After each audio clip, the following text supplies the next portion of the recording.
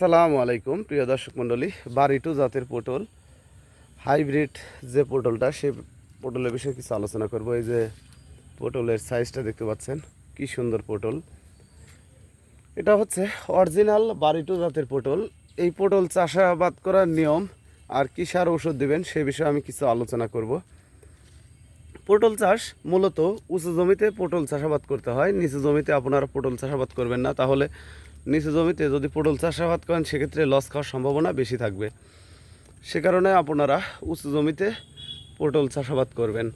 আর পটল চাষের জন্য যে বেলে দোআঁশ মাটিটা হলে সর্বোচ্চ ভালো হবে, যে মাটিতে দেখা যায় বৃষ্টি বা বন্যার পানি উঠবে না, এরকম জমিতে আপনারা পটল চাষাবাদ করবেন। এই যে আমাদের পটলের যে সাইজ দেখেন কেমন গাঁথ নিয়ে আসে।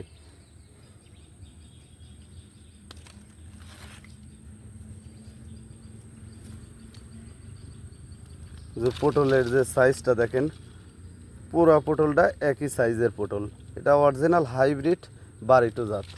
পটলের সার ব্যবহার করবেন, মূলত খোল ব্যবহার করবেন, দানা ব্যবহার করবেন এবং টিএসপি সার, পটাশ সার, ইউরিয়া, এই তিনটা সার সর্বোচ্চ পটলের পটল গাছের খাদ্য। তে আমরা প্রতিনিয়ত পটলের চারা বাংলাদেশের প্রতিটি জেলায় সেল দিয়ে থাকি আর পটল বিষয়ে সম্পূর্ণ তথ্য দিয়ে থাকি। আপনারা যারা নতুন, আমার এই ভিডিওটি অবশ্যই একটি লাইক করবেন, শেয়ার করবেন, কমেন্ট করবেন। আসসালামু আলাইকুম।